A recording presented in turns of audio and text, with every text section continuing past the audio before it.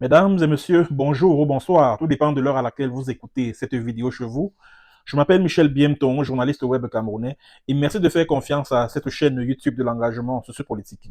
Bienvenue à cette causerie citoyenne sur l'actualité camerounaise et africaine. Bienvenue à la chronique de MBT, mesdames et messieurs. Mesdames et messieurs, il sera question au cours de cette édition de la chronique de MBT de la situation de trois activistes ambazoniens qui sont détenus aux États-Unis. Ils sont victimes d'une détention abusive et arbitraire. Il faut le souligner à grands traits. Il s'agit de Claude N. Chi, Francis Chenyi et Nestor Langmi. Depuis le 28 novembre 2022, ces trois activistes ambazoniens croupissent en prison dans l'État du Kansas, dans le Missouri, si je ne me trompe pas de localité. Donc, c'est donc dans l'État du Kansas qui sont détenus sans jugement, il faut le préciser, sans jugement.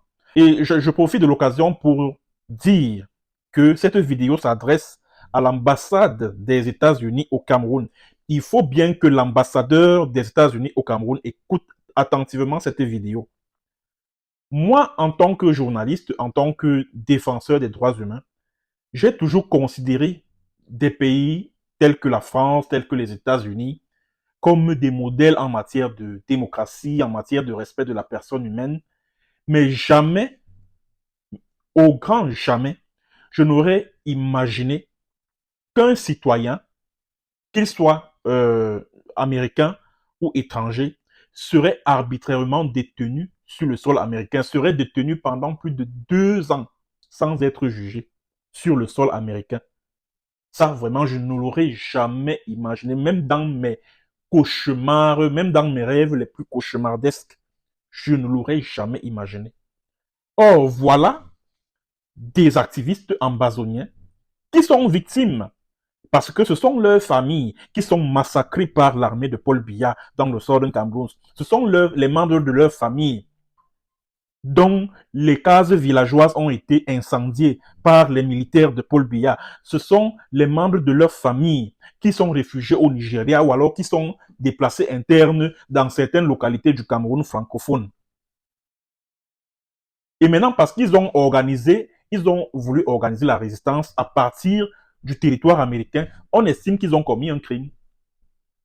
Alors, que reproche le Justice Department à ces trois activistes-là, dont j'ai cité les noms tout à l'heure, à savoir Claude N. Echi, Francis Chenny et Nestor Langmi. C'est vrai qu'il y a, je crois, 4 à 5 autres activistes ambazoniens qui sont en prison aux États-Unis.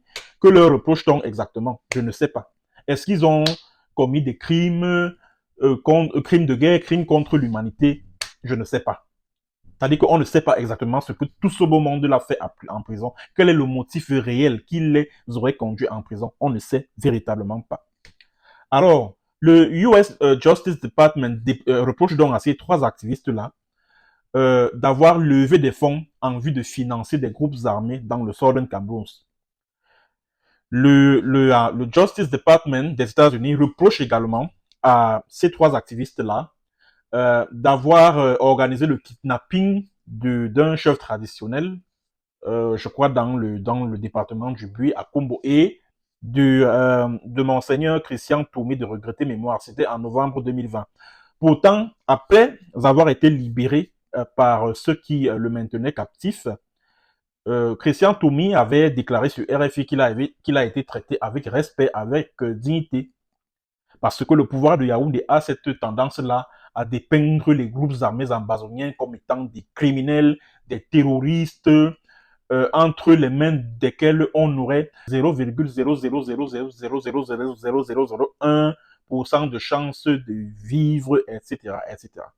Mais Christian Tomi a déclaré sur RFI qu'il a été très pendant, au moment où il était entre les mains des Restoration Forces, les Ambazonian Restoration Forces, il a été traité avec dignité. Voilà.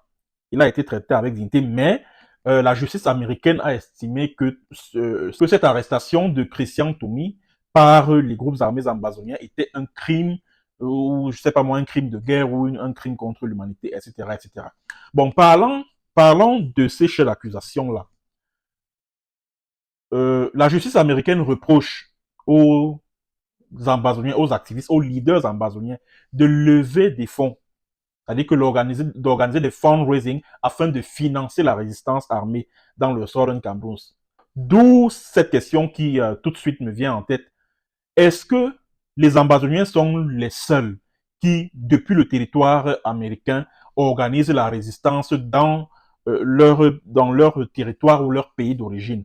Il me semble que les Israéliens qui vivent aux États-Unis organisent des campagnes de levée de fonds afin de soutenir l'armée israélienne. Pareil pour les Palestiniens qui vivent aux États-Unis, qui organisent des levées de fonds pour financer on va dire quoi, la résistance contre l'armée israélienne. Il y a également les Ukrainiens qui vivent aux États-Unis, donc les Américains d'origine ukrainienne qui lèvent des fonds pour financer la résistance de l'armée ukrainienne contre les Russes. Alors, pourquoi la justice américaine ne s'abat pas sur les Ukrainiens, les Israéliens, les Palestiniens qui organisent la résistance à partir du territoire américain, exactement comme le font les leaders et activistes ambazoniens? Pourquoi la justice américaine ne s'abat pas sur ces gens-là? Et admettons même que Claude Chi, Francis Cheney et puis Nestor Lamy aient commis des crimes. Admettons. Mais pourquoi depuis plus de 2 ans, ils ne sont pas jugés?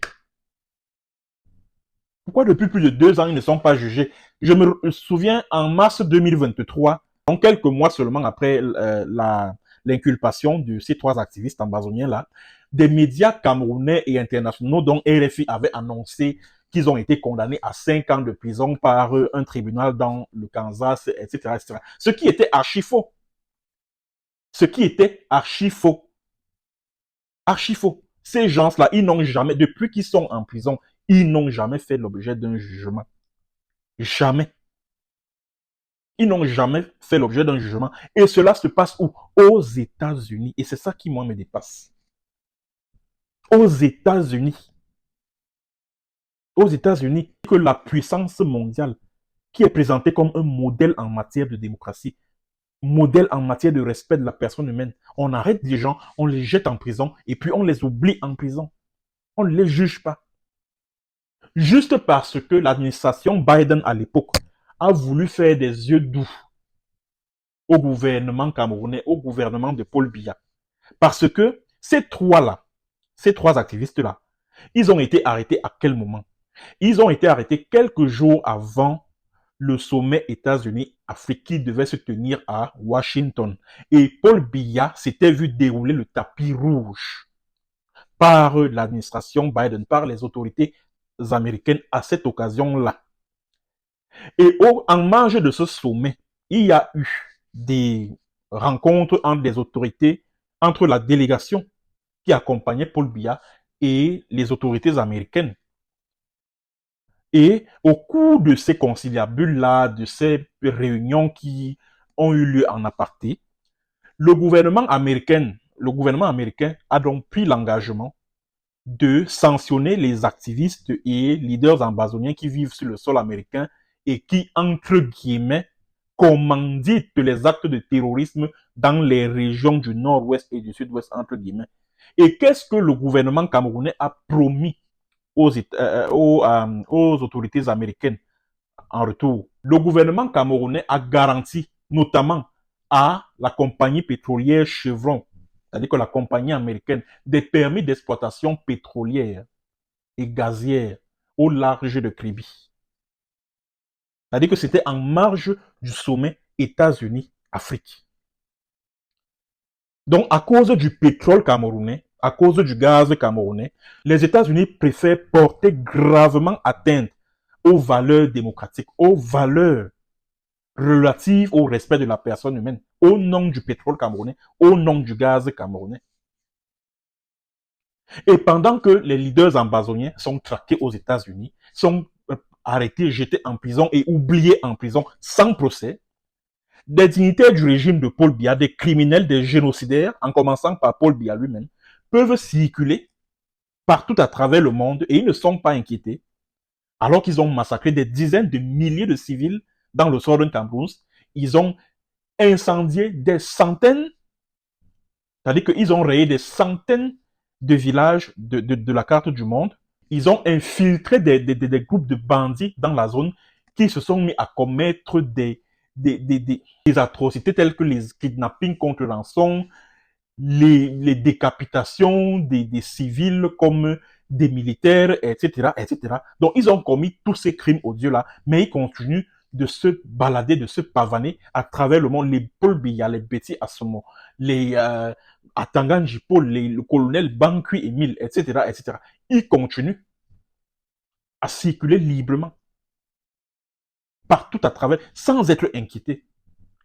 Or, ce sont les Ambazoniens qui, eux, se défendent au nom de la légitime défense. Ils décident d'aider leurs frères restés au terroir à organiser la résistance contre cette barbarie qui s'abat sur eux, contre cette injustice, contre ce plan d'extermination, contre ce génocide qui s'abat sur leurs frères et sœurs. Le gouvernement américain, la justice américaine estime qu'ils ont commis un crime en levant des fonds pour financer la résistance dans leur pays, sur leur territoire. Alors j'espère que l'ambassadeur des États-Unis au Cameroun, à Yaoundé, a suivi mon message et qu'il plaidera auprès de sa hiérarchie, auprès des autorités américaines, afin que tous les activistes ambazoniens, pas seulement ces trois-là, tous les activistes ambazoniens qui ont été interpellés aux États-Unis et jetés en prison soient libérés sans condition. C'est important. Mais alors, très important que tout ce beau monde-là recouvre la liberté. Parce qu'ils n'ont absolument rien à faire en prison. Voilà, c'est donc le cri de cœur, le plaidoyer que j'ai voulu faire relatif à la situation de ces trois activistes ambazoniens qui sont détenus aux États-Unis depuis le 28 novembre 2022. Donc, ça fait plus de 2 ans qu'ils sont détenus au secret. Ils n'ont jamais fait l'objet d'un jugement. C'est de l'inédit dans l'histoire judiciaire des États-Unis. Merci, mesdames et messieurs, d'avoir suivi. Partagez la vidéo au maximum et à très bientôt pour une autre séance et sur un autre thème. Allez, portez-vous bien et au revoir.